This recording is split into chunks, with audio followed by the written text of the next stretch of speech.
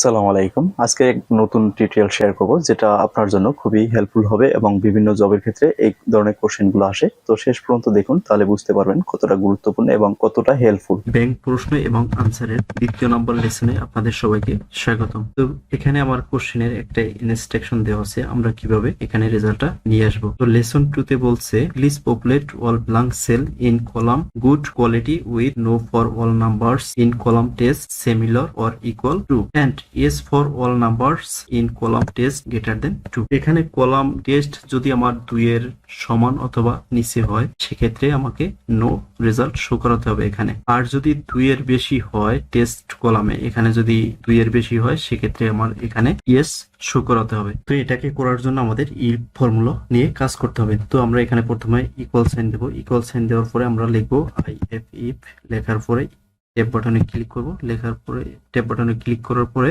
প্রথমে বলছে logical test. তো লজিক্যাল টেস্ট হচ্ছে আমরা টেস্ট কলাম থেকে প্রথম সেলটাকে সিলেক্ট করব।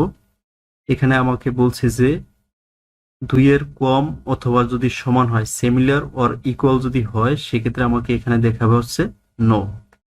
তো আমি এই সেলটাকে সিলেক্ট করার পরে গেট লেস দেন দিব, লেস দেন ইকুয়াল 2 লিখে দিলাম। যেহেতু আমার সমান অথবা যদি কম হয় 2 এর, সেক্ষেত্রে আমার এখানে নো শো করাতে হবে। তো কমা দিয়ে দিলাম। ভ্যালু ইফ ট্রু, যদি এটাকে সত্য হয় সেক্ষেত্রে আমাকে এখানে শো করাবে হচ্ছে নো। তো আমরা ডাবল কোট দেওয়ার পরে এনও লিখে দিলাম, দেওয়ার পরে আবার ডাবল কোট দেওয়ার পরে আবার একটা কমা দিয়ে দিতে হবে। কমা দেওয়ার পরে এখানে আমরা আবারও ইফ ফর্মুলাটাকে নিব। আইএফ ইফ নেওয়ার পরে আমরা এই টেস্ট কলামের এই সেলটাকে আমরা সিলেক্ট করে দেব। দেওয়ার পরে আমরা এখানে দিব হচ্ছে গ্রেটার দেন 2। যেহেতু এখানে আমাকে বলছে যদি 2 এর বেশি হয় সেক্ষেত্রে আমাকে রেজাল্ট শো করাতে হবে ইয়েস। তো আমরা এখানে কলাম দিয়ে দিলাম ভ্যালু ইফ ট্রু, সেক্ষেত্রে এখানে শো করাবে ইয়েস। তো ডাবল কোট দেওয়ার পরে ইয়েস লিখে দিব। ইয়েস লেখার পরে আবার ডাবল কোট দিয়ে দেবো। ডাবল কোট দেওয়ার পরে আমরা ব্র্যাকেট দিয়ে এন্টার ক্লোজ এন্টার দিয়ে দেবো। তো এখানে আমার একটা ব্র্যাকেট হবে না, যেহেতু আমরা এই দুইটা ফর্মুলা লিখছি, তাহলে লাস্টের দিক থেকে আমার দুইটা ব্র্যাকেট দিয়ে দিতে হবে।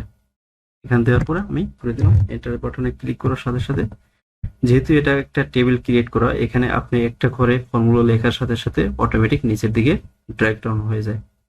তো এইভাবেই দেখুন আমার এখানে যেটা 2 এর নিচে আছে, দেখুন 0 নো 0 নো এবং সমান সমান 2 আছে, সেটাকে নো রেজাল্ট শো করছে। এখানে 5 ইয়েস দেখাছে। যেহেতু আমাকে এখানে বলছিল যে 2 এর নিচে অথবা সমান যদি হয় সেক্ষেত্রে নো রেজাল্ট, 2 এর উপরে হলে ইয়েস দেখাবে। দেখুন এখানে 5 ইয়েস। আমি যদি এখানে ম্যানুয়ালি 3 লিখি, দেখুন এখানে রেজাল্ট আসবে ইয়েস। এভাবেই এই ফর্মুলার সাহায্যে আপনি এই কাজটা করতে পারবেন। তো এই ধরনের কোশ্চেনগুলাই ব্যাংক পরীক্ষায় আসে। তো আপনারা বেশি বেশি প্র্যাকটিস করবেন। প্র্যাকটিসের মাধ্যমে আপনারা খুব সহজ হয়ে যাবে এই ফাংশনগুলো। শুধুমাত্র যে এই ধরনের ফাংশনের জন্যই, কাজের জন্যই আপনি যে এই ফাংশনগুলো শিখবেন তা না, এই ফাংশনগুলো বিভিন্ন কাজের ক্ষেত্রে আপনার ব্যবহার করা হয়ে থাকে। ভিডিওটি সম্পূর্ণ দেখার জন্য আপনাকে অনেক অনেক ধন্যবাদ এবং ভিডিওটা শেয়ার করে আপনার প্রোফাইলে সেভ করে রাখতে পারেন। যদি মনে না থাকে তাহলে পুনরায় দেখতে পারবেন। আজকে এই পর্যন্ত, সবাই ভালো থাকুন। আসসালামু আলাইকুম।